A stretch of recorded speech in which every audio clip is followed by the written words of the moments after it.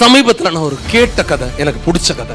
2 குழந்தைங்க, ஒருத்தன் 8th standard, இன்னொரு குழந்தை 4th ஸ்டாண்டர்ட். ரொம்ப குள்ளமா ஒல்லியா இருப்பான் அந்த சின்ன பையன், நல்ல ஹைட்டா ஜெய்ஜாண்டிக்கா இருப்பான் அந்த 8th ஸ்டாண்டர்ட் பையன். இவங்க 2 பேருமே தன்னோட வீட்டுல, இது ஞாயிற்றுக்கிழமை, அம்மா வயல்ல வேலை செய்யறாங்க. இங்க இருந்து வயலுக்கு போறதுக்கு கிட்டத்தட்ட 16 கிலோமீட்டருங்க. இவங்க அம்மா சொல்றாங்க, நீங்க வராதீங்க கண்ணுங்களா, வீட்லயே விளையாடுங்கன்னு சொல்றாங்க. இருந்தாலும் இந்த பெரிய பையன் வாடா போலான்னு சொல்லிட்டு கூட்டிட்டு போயிடுறாங்க. போயிட்டு அம்மா கிட்ட நல்லா பேசிட்டு, அம்மா என்ன சொல்றாங்க, கொஞ்சம் சீக்கிரமா திருப்பி அனுப்பிச்சிடுறாங்க, போயிடுங்கடா இருட்டுறதுக்குள்ளன்னு. வர வழியில ஒரு ஓல்டு வெல் சொல்லுவாங்க இல்லையா, பாழும் கிணறு, அது இருக்கு. அடியில கொஞ்சம் தண்ணி இருக்கு.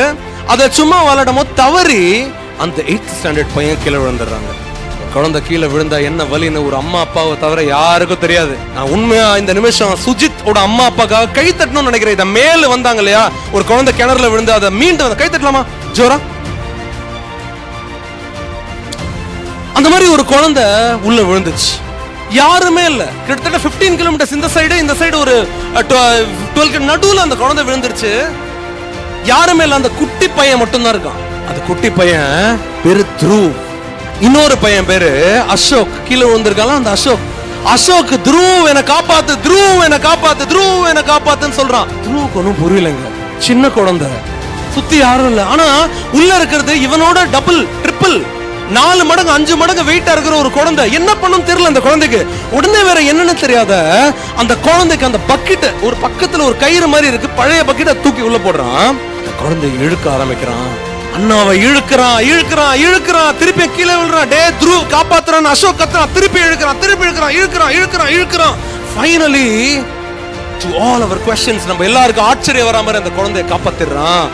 அண்ணனை ஊருக்கு சந்தோஷமா போறாங்க. போற வழியில ஈர துணிலாம் காஞ்சிருது. ஊர்ல போய் இந்த விஷயத்த சொல்றாங்க, அம்மா இந்த மாதிரி ஆயிடுச்சு. இப்படி இந்த குழந்தைய இவனால தூக்க முடியும். இதுதான் எல்லாரோட பிரச்சனை. எப்படி தூக்க முடியும்? இவனோட வெயிட்டோட அவன் வெயிட் அதிகம். பழைய கயிறு, ஒரு பக்கெட், அவ்வளவு ஆழும் கிணறு, எத்தனையோ ஃபீட். அது ஹவு, எப்படி? ஊர்ல ஒரு பெரியவர் மட்டும் அவங்கள நம்பினாரு. த்ருவ் சொல்றது உண்மைதான், அந்த சின்ன பையன் சொல்றது உண்மைதான், அவன் தூக்குனா. எப்படிங்க நடந்துச்சு? இந்த சீக்ரெட் யாருக்கா தெரியுமா? ஆன்சர்ஸ் ஆடியன்ஸ் வந்து ஜோரா வருதான்னு பார்க்கலாமா? ஸ்டூடெண்ட்ஸ் சொல்லலாம். எப்படி டீச்சர்ஸ்? முயற்சியா?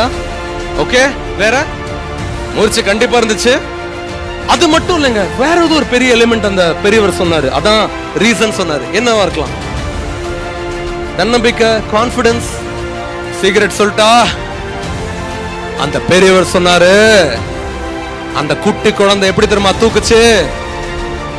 சுத்தி தூரம் வரைக்கும் அந்த குழந்தைய பார்த்து, டே உன்னால இது முடியாதுன்னு சொல்றதுக்கு யாருமே இல்ல அப்படின்னு சொன்னாரு.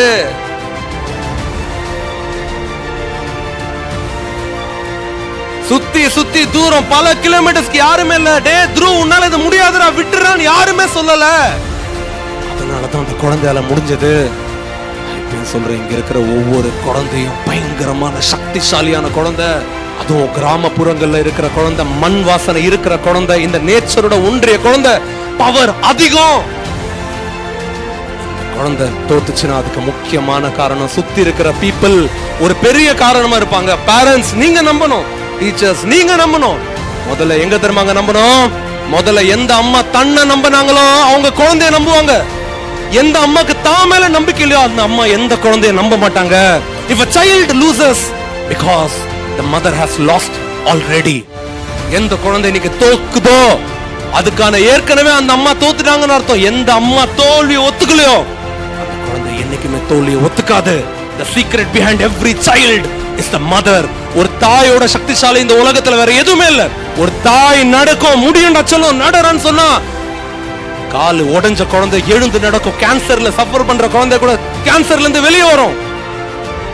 எப்பேற்பட்ட நோயும் தூக்கி போடுங்க. ஜுரம் வருது, லீவ் போடுறா சொல்லும், தோத்துரும் உங்க குழந்தை. ஸ்கூலுக்கு போ, சின்ன அடிபட்டுருச்சு, அழுதா, கண்ணு தொடுறா, இதெல்லாம் ஒரு இதோட பாத்துக்கலாம்டான்னு சொல்லணும். பிரச்சனைகளை பார்க்கும் போது ஓடி ஒலையிற அம்மா அப்பாவோட குழந்தையும் ஓடி ஒலியும். பிரச்சனையை பார்க்கும் போது நிமிர்ந்து நில்றா, முன்னேறடா, எது வந்தாலும் பாத்துடலாம்டா, யாரா நம்மள என்னடா பண்ணிட முடியும், தொட்டு பார்க்கட்டும் சொல்லி காட்டுங்க உங்க குழந்தை கிட்ட. உங்க குழந்தைய தோக்கடிக்கிறதுக்கு இந்த உலகத்துல எந்த சக்தியும் இல்ல. அப்படிப்பட்ட சக்தி இன்னும் உருவாவே இல்லை. ஏன்னா எந்த குழந்தை சின்ன வயசுல எப்பேற்பட்ட தோல்வியும் தாங்கிக்கிற சக்தி அதுக்கு வந்துருதோ, வாழ்ற வரைக்கும் அது லீடரா வாழும், லீடரா நடக்கும், லீடரா